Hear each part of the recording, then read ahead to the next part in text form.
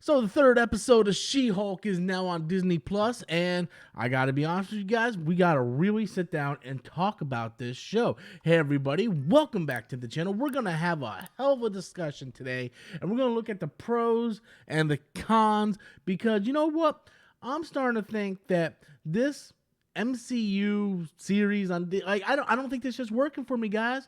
That's what we're gonna talk about today. We're gonna talk about the MCU and the way it went after phase 3 and how I feel like I'm just kind of disconnected, that I personally just feel like maybe this just isn't for me anymore.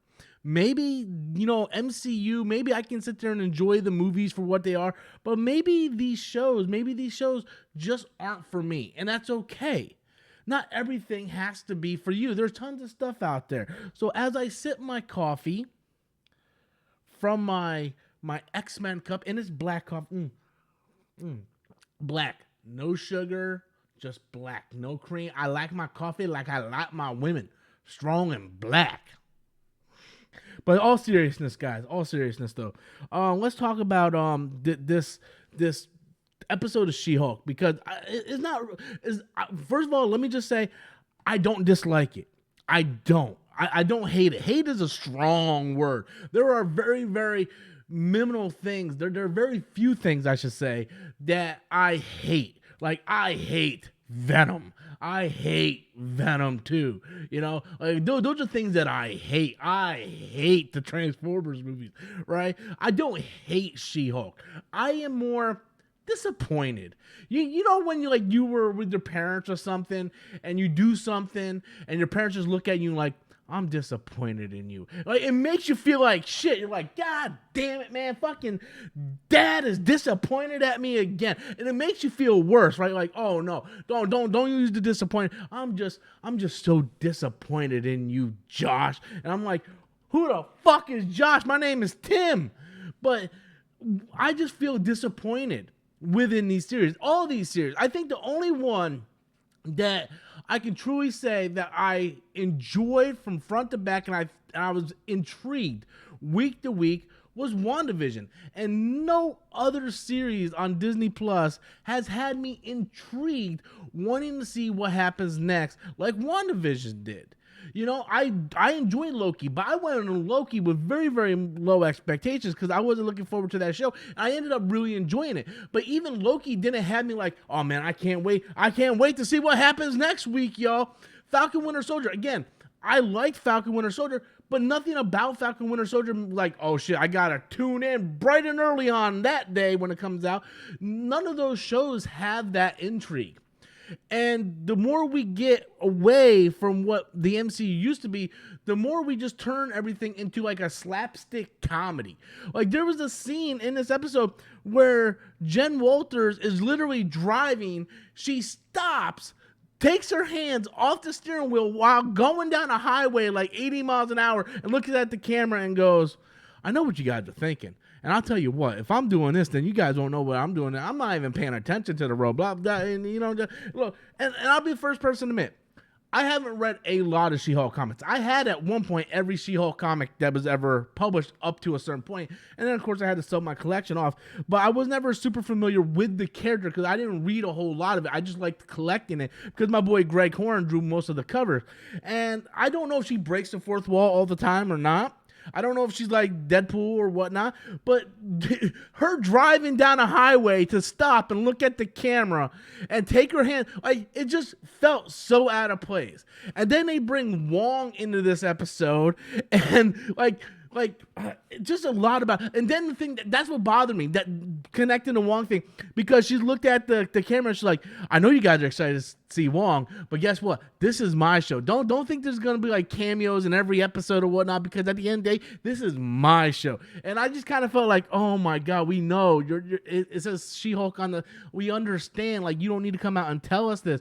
And then there was a scene later on where this one person, this one person, this elf, she impersonated this lawyer, and she comes down and she like starts harassing people, and she's like, I like harassing women in the workplace. And then he comes out like, no I don't. And I'm just like, oh my god, Oh my god! And then there was like this string of social media where they were talking about it, and I felt like they were just cherry picking complaints and stuff that they see on Twitter and YouTube, talking about She-Hulk being a woman and all this stuff. And I'm just like, man, this is really starting to bother me. And the fact that they take someone like the Abomination and turn him into just like this ridiculous running joke now. Like no one can be serious in this show. No one can be serious in Marvel anymore. Like there is no more seriousness in Marvel, and that's the problem that I have. Like the Hulk used to be like the unstoppable force. You know, almost the entire plot, not the entire plot, but one of the big central plots of the Avengers, the first Avengers movie, was that Loki was going to use the Hulk as like a backup plan. You know, he was going to turn the Hulk against them because they knew he was an unstoppable force. Nick Fury had this whole thing built that would contain him and all this stuff, right? Because they knew they could not control the Hulk. The Hulk was like this unstoppable thing. Even in Age of Ultron, when Wanda sat there and put the spell on Hulk and he just went on a rampage through the city, you know, he's unstoppable. You know, he's like, and now he's just comic relief. Just comic relief, doing yoga and meditating and all that stuff. And I'm just like, where do we go wrong? Like, where do we go wrong? You know, it's okay for certain characters to do that. And it's okay, but at the end of the day, you got to be truer to these characters, and you got to be truer to your audience. You know, I understand you want to build new audience members. I mean, you always want to increase your audience. That's always a positive thing. It's always the thing you should strive for. But at the same time, you got to stop alienating the fans that were there from the beginning. Another prime example is look at Drax from Guardians of the Galaxy. The very first Guardian of the Galaxy, Drax was the Destroyer.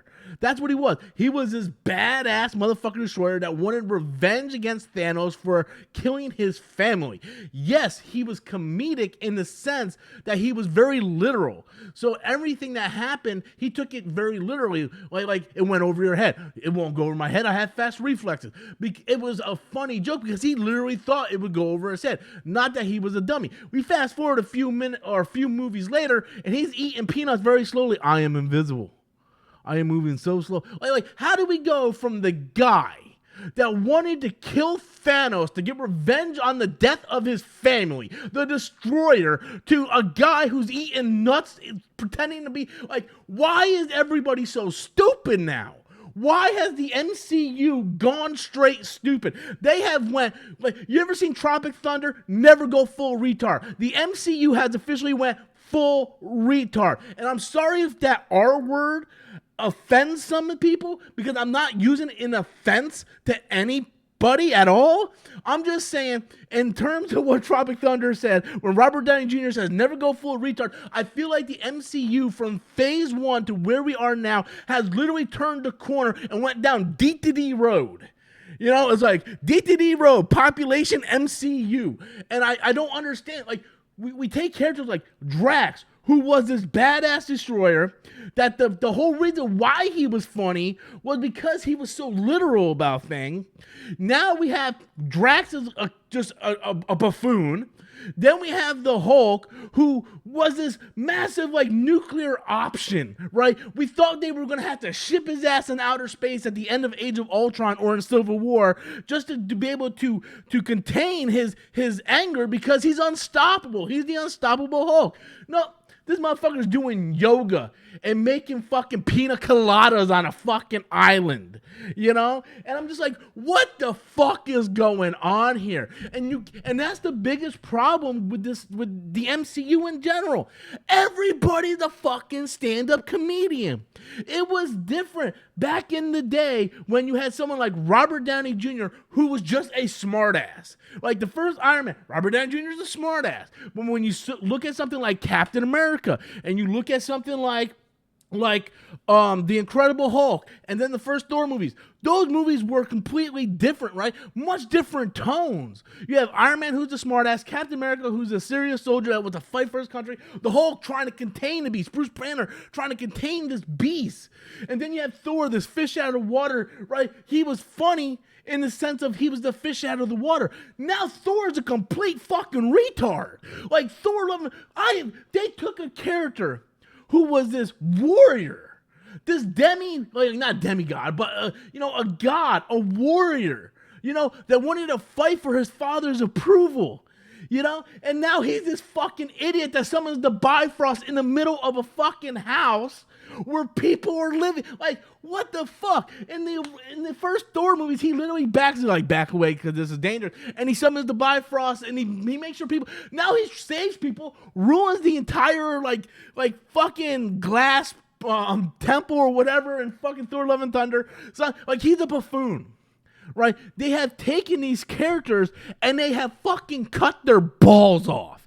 That's what Marvel has done. They have taken these characters and literally fucking neutered them. They cut the balls off any characters with edge that might have a little bit of grit to it. And for me as a fan, I'm just sitting there going like, maybe this isn't for me anymore. And that's okay. I can move on. I can turn on House of the Dragon on Sunday and get a more serious drama with intrigue and politics and action and sex and be involved enthralled in that. I can enjoy that. Or I can watch Marvel where it's like